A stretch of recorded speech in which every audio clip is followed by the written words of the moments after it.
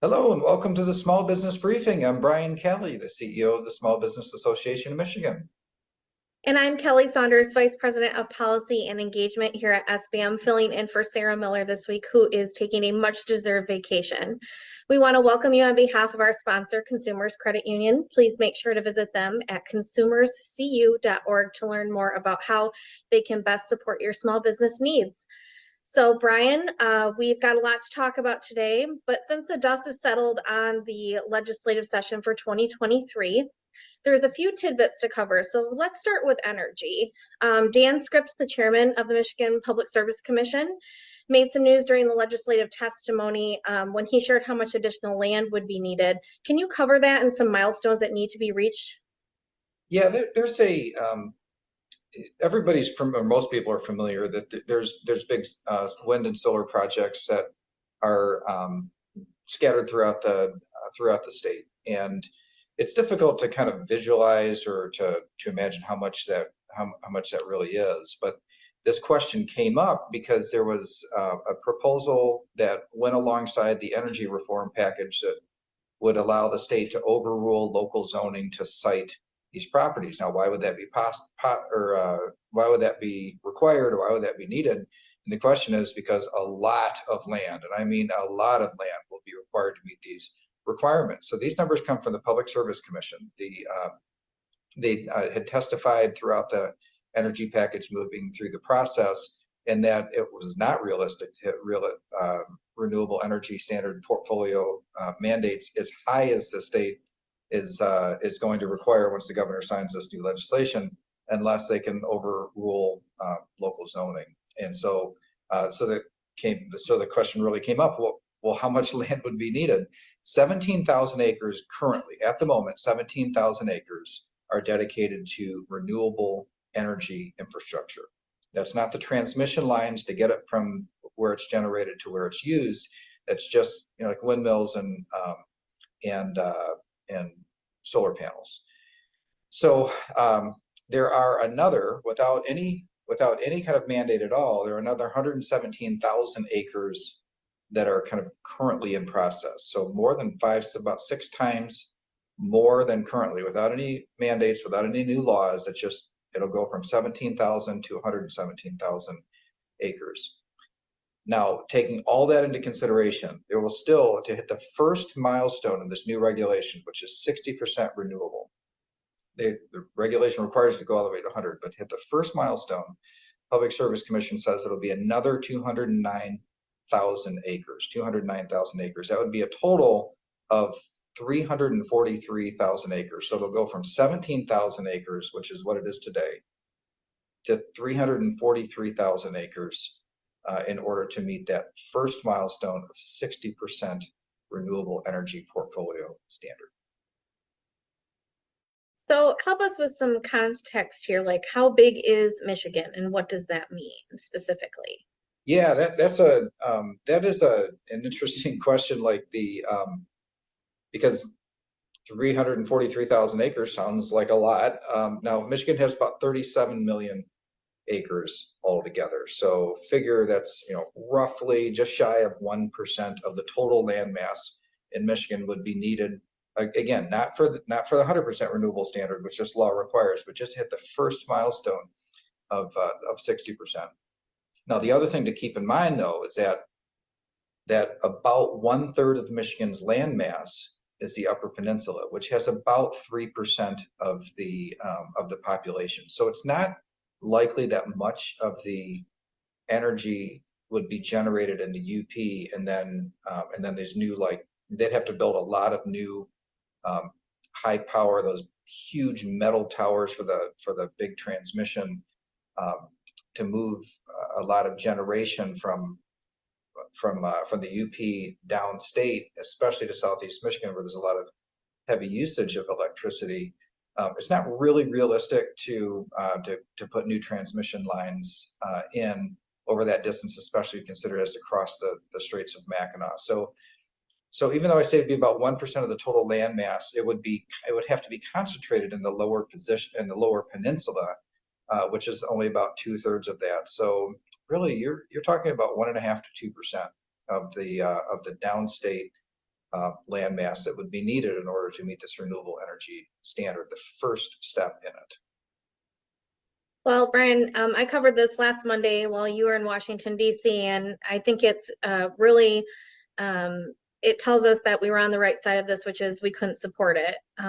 With our energy policy and the way it is about being affordable, reliable, predictable, this is going to be a real heavy lift. And hearing it from Dan Scripps himself gives us the indication that we are on the right side of this. And so while again, we're disappointed that this is on its way to the governor's desk, we will count many other wins this legislative session outside of this energy policy, and we'll continue to watch it because they did, say that they provided some off ramps, and we'll see if they have to use them. And I think time will tell that they are going to have to pivot some way with some of this.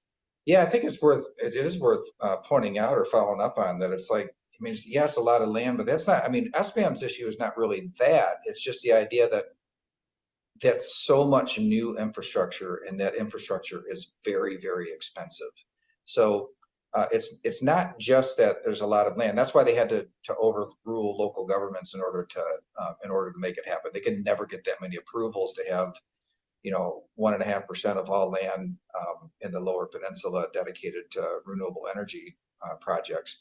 That that just wasn't realistic without it. But our issue is just the cost of that much new infrastructure, that much new land or lease acquisition, and then ratepayers have to pay it all, and not like there's other energy infrastructure that would go offline that really wouldn't have to. That also ratepayers had to pay for, have to cover the cost of.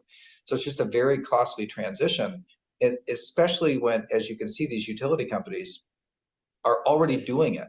It's going to go from 17,000 acres to 117,000, or another 117,000 acres on top of what exists today without any mandate. And so that's kind of managed. Old plants go offline, like coal plants go offline, renewable energy replaces it. Those plants were going to be retired anyway. As we move into the future, it's like taking perfectly good ratepayer financed energy infrastructure, just essentially taking it offline, just not using it anymore and replacing it. That's where the expense comes in. So less reliable and more expensive. All right, well, we won't toot our own horn so much, but we'll probably come back to this later and say we told you so. But let's pivot to something else. Moody's downgraded the outlook of the U.S. government's credit rating. Why, and what does that mean? Yeah, this is not the actual credit rating, it's the outlook for it. So it's beyond the, they could actually downgrade the actual credit rating of the United States. And Moody's, Fitch already did before. So they put the they changed the outlook, which means they're considering a downgrade in the credit rating for the future. This really is tied to the U.S. government's inability to get a budget done. And really so you had a leadership change, you had McCarthy and now Johnson as the Speaker of the House. That was all about the previous deal. And so the outlook is like, wow, I mean, the last speaker who made a deal to get a budget done got kicked out. This new speaker, what is he going to do?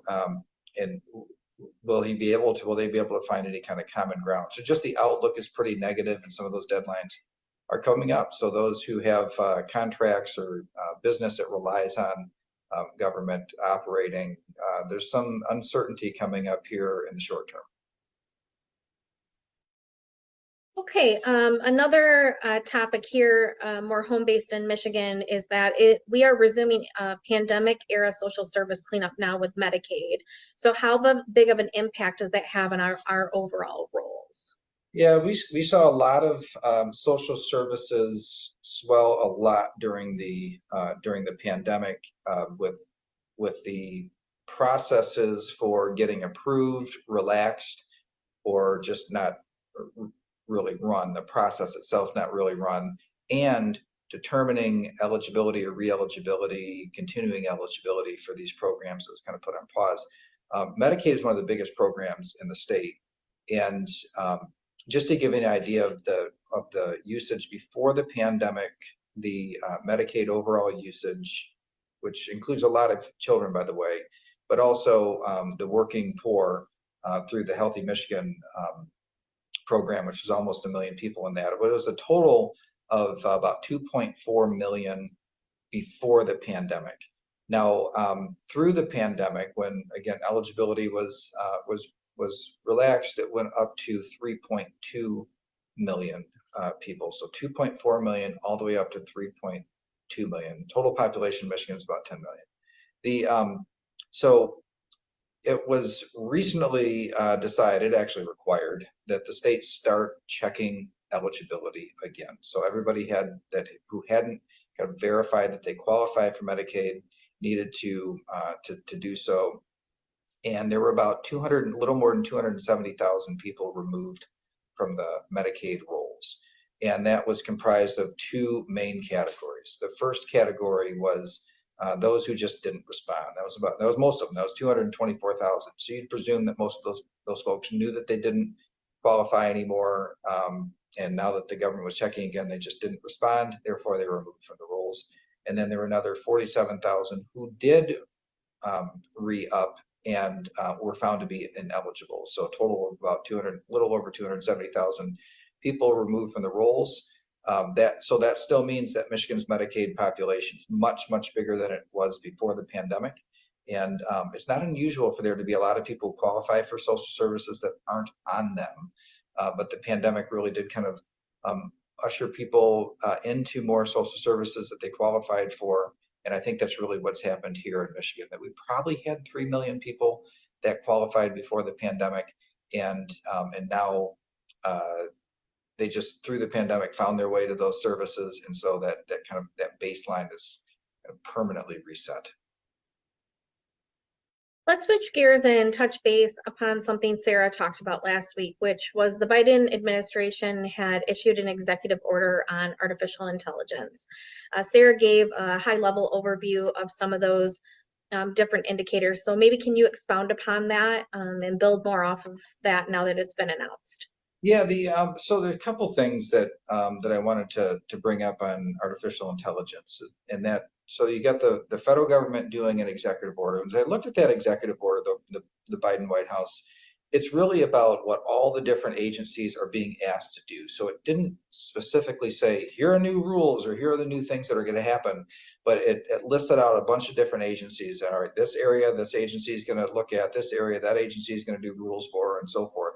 So there's a lot that I think we can expect. They're going to start with like critical infrastructure type things, but also some software rules, and just they're really trying to still get their arms around it.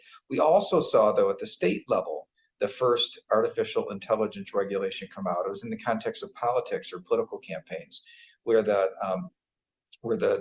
bill is proposed, not yet law, but a bill is proposed that would require specific or explicit disclosure if artificial intelligence was used in a political ad. So the idea that maybe somebody puts out an attack ad on an opponent, but it's not really them, it's generated by artificial intelligence.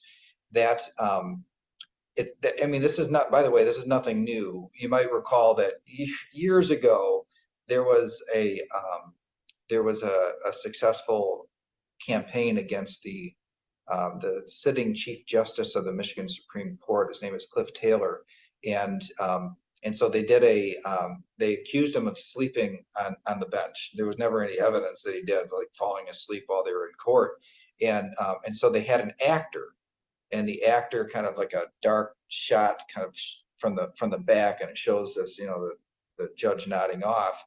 And it was just an actor, but it was portrayed as him, and a lot of people really thought it was him. That sort of thing is not new. That the idea that political ads lie, but this idea that artificial intelligence and the images that it's able to produce are so realistic that there's renewed concern of what that could do to the system. So we see at the state level and at the federal level some real action happening with artificial intelligence regulations, and I think that's what's in our future, that the government doesn't really know what to do. They know there's a lot of opportunity in it, but they also know there's a lot of risk, which is really what we're finding too with our members. A lot of opportunity with artificial intelligence, a lot of risk, both with business plans being disrupted, but also risk with cybersecurity. Yeah, we definitely hear our members when they say they want to learn more, and we have provided a lot of programming and opportunities to engage in this conversation while we engage in it ourselves. And so we look forward to continuing to have that conversation and see where it leads us here at SBM, but also how we can equip you all with tools on how to access AI in a safe way, but also utilizing it for the good to make sure that our members have what they can to succeed.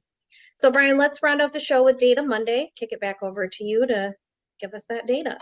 All right, Data Monday. So it's kind of an eclectic group of items. You've got some heavy data items coming out here this week. I expect to come out this week that we'll be talking about inflation maybe next Data Monday.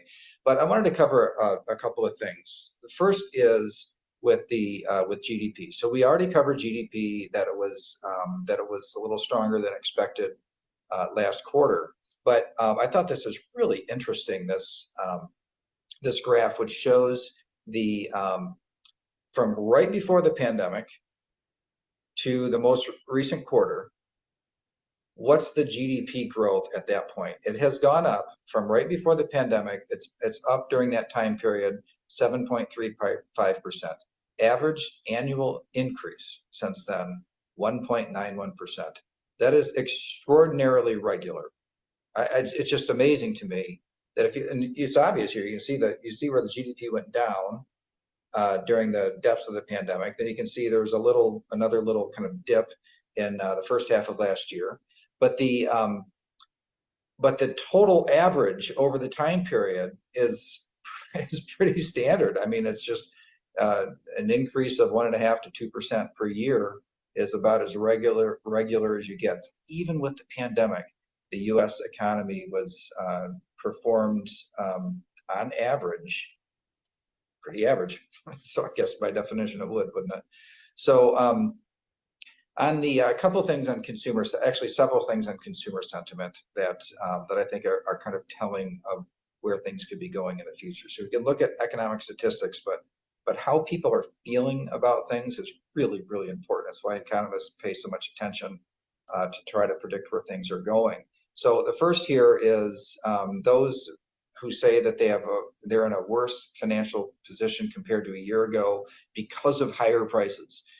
You'll see that's naturally a lot higher, even as the consumer price index has gone down. So those who say they're worse off because of higher prices is in blue, and you'll see CPI went way up. It's come back down, not to where we want it yet, but that is it's pretty telling that people are still feeling that they're worse off even with inflation coming down, because again, it's not that prices came down, the rate of increase in those prices is moderating. And then those who feel that their financial situation compared to a year ago, whether it's better or worse considering the income factor, and again, worse, and that's because the income increases have not really been experienced in a meaningful way because of higher costs of everything. And then also looking at the expectations that consumers have with respect to inflation or the cost of things in the next year. So these are consumers. What do they expect over the next year? And usually you see it kind of generally goes up and down over time with gas prices. So people pay a lot of attention to gas prices. But in this case, you'll see that even as gas prices have started to moderate, that expectations for cost increases over the next year are going higher. That's what you see in orange going up, and blue is the average price of gasoline. And I think that's probably because the average price of gasoline, as you can see from this graph, is still pretty high. So it's way off its peak, but still pretty high compared to kind of average or normal times. And then looking at delinquency rates and credit cards. So this is just in those that are considered to be in serious delinquency. So those who are past due on their credit cards a number of months. This is 3 months or 90 days past due. that's starting to go up. And of course, there's a direct relation between this and interest rates rising. You see that more severely in credit cards, more quickly and more severely in credit cards. And so we see delinquency on credit cards rising. And then also buying conditions for houses that, again, this is consumers reporting their own sentiment about whether this is a good time to buy a house. And considering interest rates, not surprisingly, it's in negative territory, pretty negative territory that we really haven't seen back, well, since 40 years ago, when when interest rates were a lot higher than they are today, but when interest rates were quite high during early to mid 80s. So but there's a couple things happening too. There's high interest rates and low inventory, so it's not like the prices are coming down. And then a couple odds and ends here to round it out, Kelly. We've got the civilian labor force that is native to the U.S. and those that are foreign born. So of those who are participating in our labor force and equalized back to about halfway through 2019. So going back 3 or 4 years, you can see that the growth in the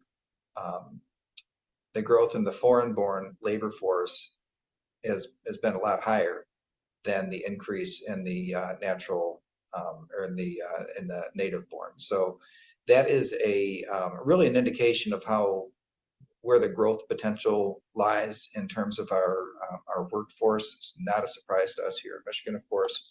And then last thing I'll cover is office vacancy rates. And this is broken out by region. And you can see where where the Midwest is, but really it's at Southwest that has the highest vacancy rate and the biggest increase.